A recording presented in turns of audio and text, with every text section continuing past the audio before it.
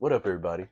As we all know, hip hop has been crazy for the last couple months because of the notorious Kendrick and Drake beef, and now it's got a little bit crazier. SZA and Kendrick Lamar just dropped their new song 30 for 30. The Drake and Kendrick Lamar beef is always a controversial topic.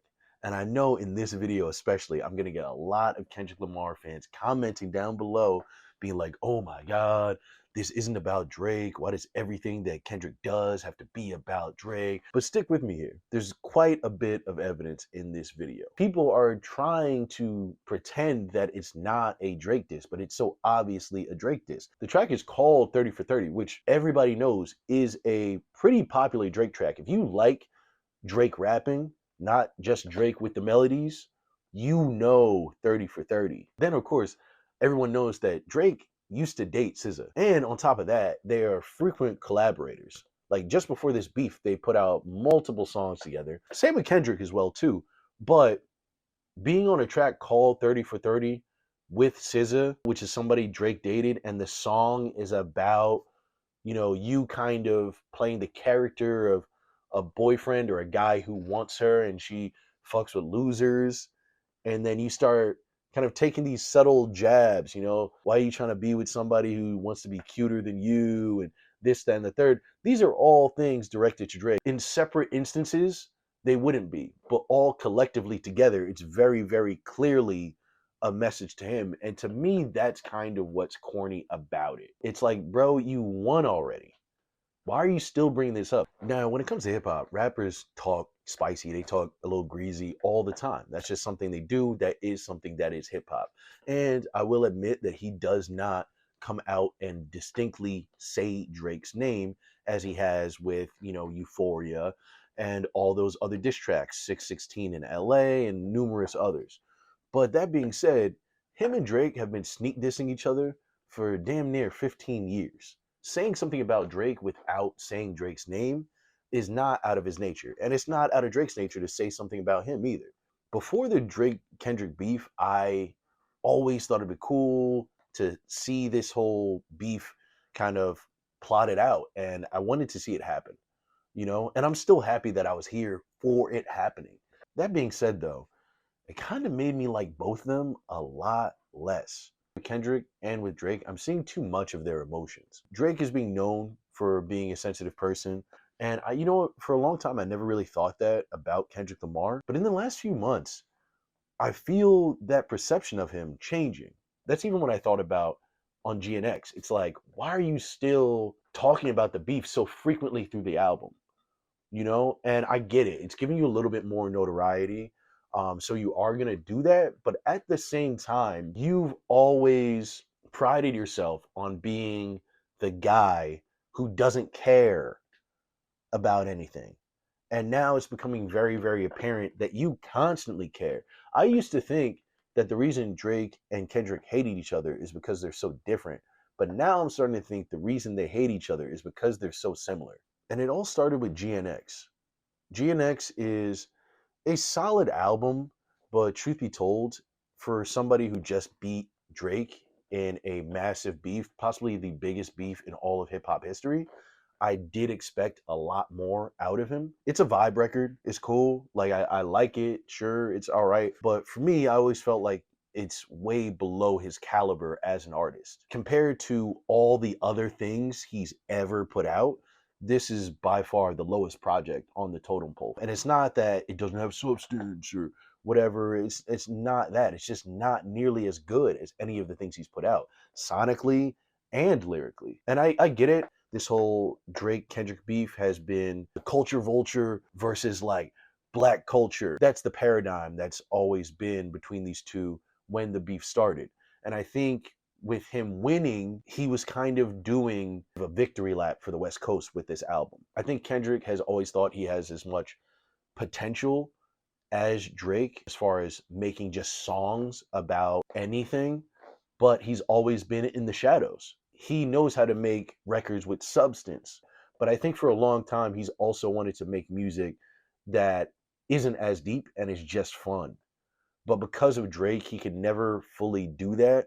And so he started to resent Drake because of that. And I think it just shows through his music. This isn't something that I always thought, This is something that I'm just kind of coming to the realization of now. And it feels so weird because when this whole beef was happening, there was two things I did not think was going to happen. One, people were saying after Not Like Us, people were saying like, yo, Drake should sue. And I was like, Drake's never going to sue. That's the craziest fucking thing. That is so anti-hip hop. That's so ridiculous. And then he sued. And the other one was Kendrick just beat Drake, but nah, fuck that. Like, he can't replace Drake. Like, let's see how he does after a year of being responsible for the culture. I used to look at those replies and laugh. Kendrick doesn't want to be Drake. He's the type of guy who wants to spend all this time with his family and then come back out when he wants to come out and drop some hot fire with some substance, with some real poignant messages to them. But now I'm starting to feel the opposite. It really shows through in his work, man. Number one, the work just isn't there. It's not as hot as it was before. I'm serious. And it's not bad, but it's just not nearly as good as he's known for. Like, anyone who's going to debate me in the comments, answer this in the comments. If this was Kendrick Lamar's first album when he came out and you had never heard of him before, would this album make you want to listen to him again? Exactly. It's good, but it's not Kendrick Lamar good. And what really annoyed me about the album as a whole was I felt like a lot of the things that he critiqued about Drake, he just ended up doing in this album.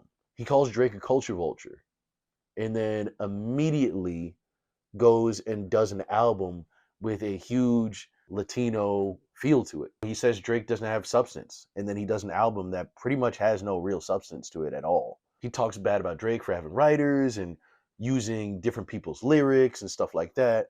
But meanwhile, on TV Off, he literally takes a Biggie verse. Now, that type of stuff I've always seen as homages anyway. So when Drake does it, or when Kendrick does it, or when any of these rappers do it, I don't see that as a bad thing. But he made that distinction.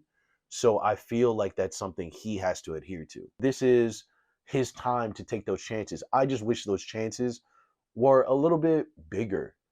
If you're going to take the leap, take the leap. He's trying to replace Drake, but he doesn't want to take the actual chances that Drake takes. If you want to do music that's versatile, go ahead and deal with one of those dudes from BTS or something if you want to. You know what I mean? It's not a big deal, bro. He wants to make vibe records, and he wants to make vibe records, I think, that are similar to Drake, but he's so pigeonholed in his own ideology that he feels like he has to not go too far away from the things that made him, which I get it, but it's at the same time, I mean, versatility and experience and trying new things is what makes artists great artists. There's a lot of weird hypocrisy and just like in his feelings, emotional stuff. This whole album is nothing but Kendrick taking grievances with people. And I feel like 30 for 30 is the same thing. It's like now that he's won, I feel like he feels that he can kind of control everything and speak on everybody. And I just don't really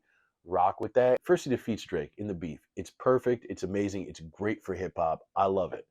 Then he starts talking about how Lil Wayne didn't congratulate him on the Super Bowl, which is weird. And I immediately didn't like it. I'm not going to lie. It kind of put me off of GNX. I felt like that's such a delusional thing for somebody to want out of your rival's mentor. You're trying to make it seem like if Wayne doesn't congratulate me, then that's not hip hop, and that's the stupidest fucking thing I've ever heard in my life. When 50 Cent beat Ja Rule, did Irv Gotti call him up and congratulate him? When Tupac came out with Hit 'Em Up, did Puff call him and say, good job, my guy? Like, no, that's not what this is. Your camp is your camp. And if Drake would have beat you, you know damn well Top wasn't going to be calling Drake, telling him, great job, yo, like, you're the shit, and I'm so proud of you. So the delusion is already there. And then you go on to the whole Andrew Schultz issue where it's like, white comics shouldn't be talking about black women, that's law. It's like, I side with that, but this is once again, you pushing your desires onto everybody else. You can call it out, and I agree with it, but it's like, bro, like, he's over there. Why do you even, why are you even paying attention to it? He, like, his population of people that listen to him aren't even really black people. His primary audience is white people who like black shit but don't like black people. So to them, he can make those jokes all day. And anything you say on some Kendrick Lamar song is not going to deter them from listening to this man. To me, it just seemed a little cheap. It's like, bro, talk about something else. For once, for one time when you make a song that's about something, don't make it about how no one's treating you as nicely as you wish they treated you or how you're better than somebody. For one, just for once. Because since this beef, he's either made dumb vibe records or that type of shit. And it's getting tiresome. But let me know what you guys think. Make sure to like, share, subscribe, and, talk to me in the comments. I know some of you are going to be on my ass, and I'm ready for it, man. I'm back. Happy to be here. Thank you guys for watching. I'll see you later. Peace.